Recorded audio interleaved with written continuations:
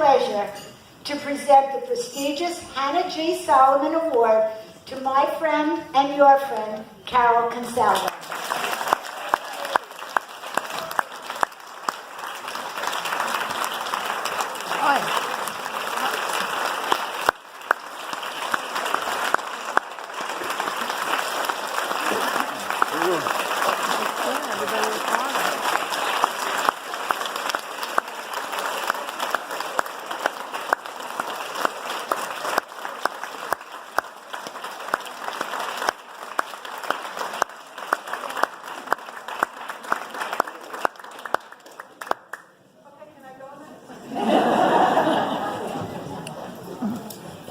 How's this?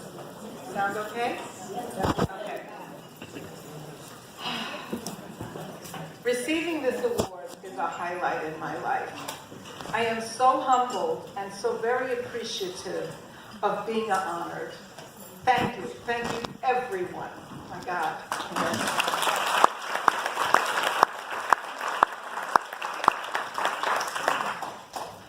Thank you to the wonderful board of directors, the committee people, members and friends who have worked with me over the last 16 years.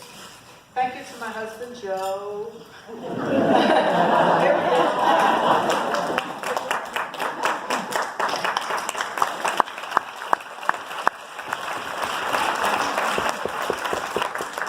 Who has assisted and schlepped for me and given me the time to work on all the various projects, especially these past 4 years as a state policy advocate. This position has been one that has challenged me the most and has also inspired me at the same time. My advocacy efforts began quite a while ago. I was 14 in 1959, and I casually strolled into an uptown Manhattan Democratic field office and started stuffing envelopes for John F. Kennedy in his run for president. The section of Manhattan was a solidly Irish-American neighborhood, as well as a hub for the German Jewish refugees who had come to New York in the late 30s, escaping Nazi Germany. In fact, the neighborhood was named Frankfurt on the Hudson because there were so many refugees in that area. Several years later, as a young mother, my son Adam and I, and Adam doesn't remember this, spent a lot of time at the Democratic field office in Queens making phone calls for Robert F. Kennedy when he was running for senator from New York in 1968. I was making the calls, and Adam was in the kitty corner. In Arizona, I volunteered for the Carolyn Warner campaign for her run for governor in 1880. I'm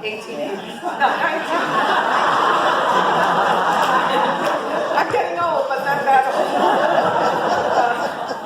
1986. Instead of electing a very qualified woman, Arizona chose Evan Neekum, who was impeached and indicted a few years later. In 2012 and in 2016, I worked with the Paul Penzone campaign. Many of you remember that. And that win in 2016 was the only highlight of that election cycle.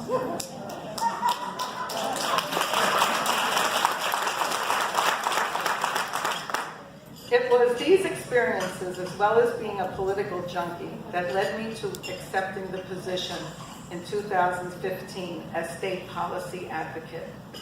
So what lies ahead?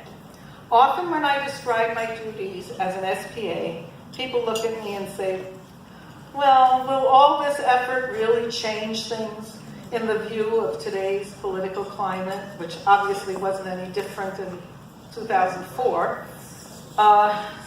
And I honestly say my answers are, I don't know. But I can hope. I can hope that women, children, and families can get the help they need to live in a country that brings them the American dream described in the Declaration of Independence, to live a life with liberty and to pursue happiness, and now I will add an expectancy of safety. I hope we get to a time when women have reproductive justice and equal pay that we deserve. I hope that children will get the best education and health care in every state, especially here in Arizona. I hope our elections will be fair and open to everyone to make this a true democracy.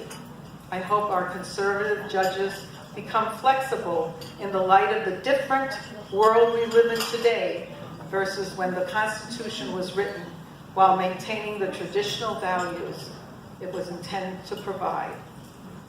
Today, our panelists will discuss issues of great importance. Along with you, I plan to arm myself with ideas and tools to move the needle on these matters of great concern. So why did I pick NCJW to hang my hat on? In the 1930s, a distant cousin of my mother's was the president of the NCJW New York section. My mother lived with this family for more than 2 years. When NCJW was very active in assisting with absorption of these young women coming from Germany and other parts of Europe. They had been doing this, NCJW has been doing this, since the late 1800s, when NCJW became into existence under the leadership of Hannah G.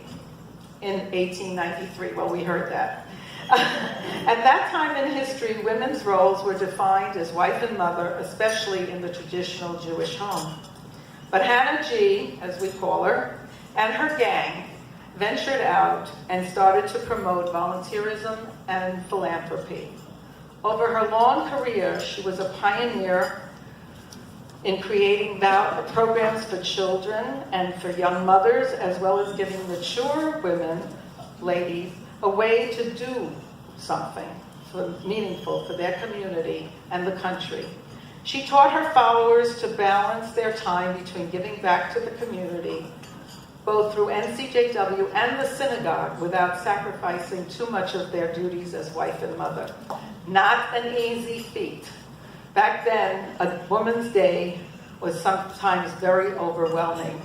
No modern appliances and no Bluetooth to make conference calls in the car while driving from one meeting to another. I can't even imagine how she did it all. She worked tirelessly and traveled around the country to encourage others to join council. Her travel sent her to Berlin in 1904, and that was like, going over in a ship and hoping. As the NCJW representative to meet with other dignitaries from all around the civilized world for an exchange of ideas. There's a wonderful book. It's her autobiography. It's called The Fabric of My Life. If anybody wants to read it, I'll lend out my copy, but I gotta get it back. And I got it on Amazon. There's plenty of them out there. It's worth it. It's a great book. It really gives you the whole feeling of the time. Today, NCJW is exclusive. And Susan already said, you don't have to be Jewish and you don't have to be a woman. At the last convention in Atlanta, we were introduced to a gentleman's section president, and even I was surprised and impressed. I value the contacts I have made through the various coalition partners we work with locally, some of whom are here today. Table 11. I value the elected and unelected officials I have met, as well as legislative aides and assistants. It's amazing what you can get out of them. Even when our objectives and thoughts and ideas are different, we live in an atmosphere of civility and cooperation that I appreciate. I'm talking about the aides and the down at the Capitol and things like that. People are quite respectful to each other, and I'm very proud of that. I'm proud of that, and I commend them. But it's not been all work. It's been fun and many laughs. I love my NCJW sisters because we understand each other. We can express our joys and disappointments without judgments because we have a common goal. We want to make this place a better place. We want to be counted at rallies. We want to leave a legacy for our families. We want to see each other succeed in all our endeavors. And we still love a pajama party. We also enjoy our sleepovers at the NCJW conventions and retreats all around the country. But now we're wearing terry cloth robes and not Barbie dolls. What are they called? Barbie dolls? No, baby dolls. At last, I want to acknowledge my family. Joe, my greatest supporter. My son Adam, the rock of our family. And my former husband John, who's the father of our sons. They are all here today. Also, my daughter-in-law Doreen and Sarah, my granddaughter, our little budding superstar, who are on an exciting adventure of their own in New York City this weekend. My granddaughter Leah, who started her first job today and signed up for the union.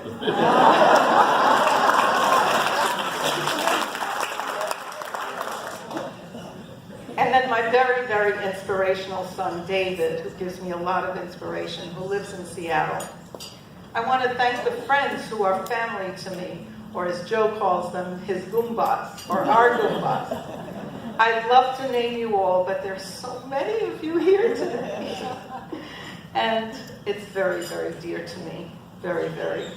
It makes my efforts easier, and I never, ever want to let you guys down. I want to prove worthy of this honor.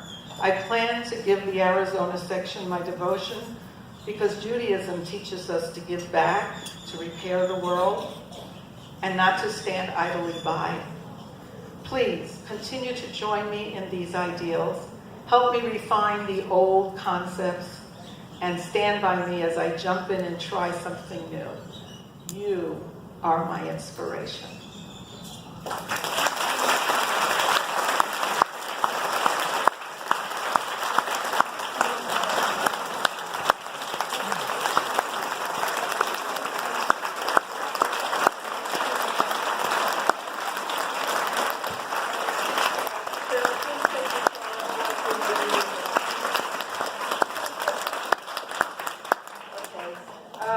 Boy, thank you, Carol. You almost had me crying, but you didn't quite.